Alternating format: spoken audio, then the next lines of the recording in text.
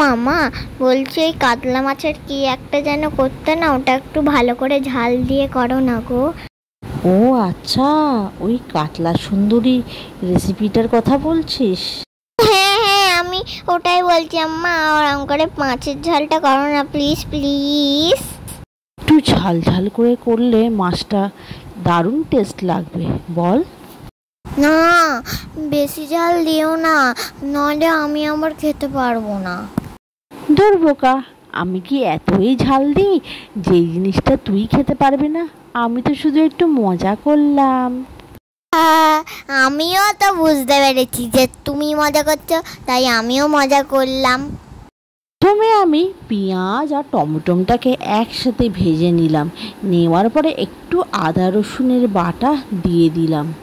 তারপরে কেটে রাখা সবুজ আর লাল রঙের ক্যাপসিকামগুলো দিয়ে দিলাম। দেওয়ার পরে ভালো করে নেড়ে চেড়ে হলুদ, গুঁড়ো লঙ্কা, নুন, চিনি সব কিছু পরিমাণ মতন সব দিয়ে দিলাম।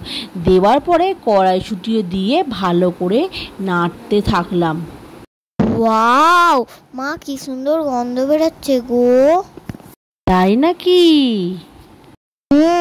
আমার তো এখনই গন্ধ শুকে খিদে পেয়ে যাচ্ছে। ঠিক আছে, আগে আন্টি এসছে, আন্টির কাছে পড়াশোনাটা করে নাও। করার পরে আমি ডেকে নিয়ে তোমাকে গরম গরম খেতে দিয়ে দেবো, ঠিক আছে? ঠিক আছে, আগে দাইকে খেতে দিয়ে দিও। আছে, আগে দাই খেয়ে স্কুলে চলে যাক, তোমার পড়া হয়ে গেলে আন্টি চলে গেলেই তোমাকে খেতে দিয়ে দেবো। মা, মাছ ভাজাগুলো কোথায় রেখেছো, একটু দেখাও না। এই দেখ, এই যে সব মাছ ভাজাগুলো। বাবা, মা বলছি যে কি দাই লেজা খাবে, দিদি পেটি খাবে, আমি কিন্তু মুড়ো খাবো। মুড়োটা তুই খেতে পারবি তো? নষ্ট করবি না তো? মুড়ো তো আমার ফেভারিট, শুধু শুধু আমি নষ্ট কেন করবো, আমি মুড়োই খাবো। মুড়োটা কখন দেবে ঝালে বলো তো একটু। আরে এই তো ঝালটা তো ফুটেই গেছে, এইবারে সব মাছগুলো আমি একে একে দিয়ে দিচ্ছি। পেটি দিলে, চাকা দিলে, সব মাছগুলো দিয়ে দাও। সব মাছ একসাথে দিতে নেই, সব মাছ একসাথে দিলে মাছগুলো যে সব ভেঙে যাবে, কিছুই আর গোটা থাকবে না। ও আচ্ছা, বুঝলাম, ওই জন্য তুমি মাছগুলো একটা একটা করে দিচ্ছ। হ্যাঁ, এই জন্যই আমি একটা একটা করে দিচ্ছি মাছগুলো। দাইয়ের লেজার মাছটা একটু দেখাও তো দেখি।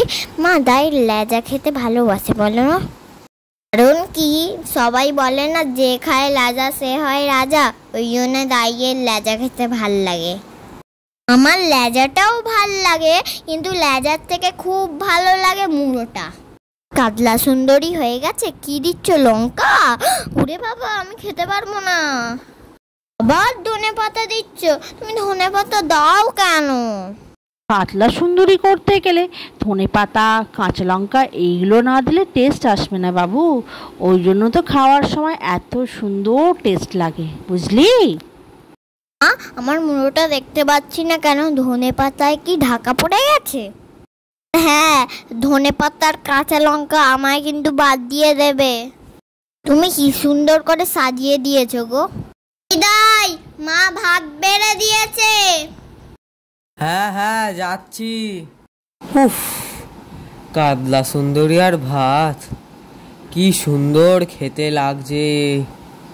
আহা হা, না থাক, বেশি কথা না বলে খাওয়ার মজাটা উপভোগ করাই ভালো। বন্ধুরা, এই কাতলা সুন্দরী রেসিপিটা তোমাদের কেমন লাগলো কমেন্টস করে জানিও।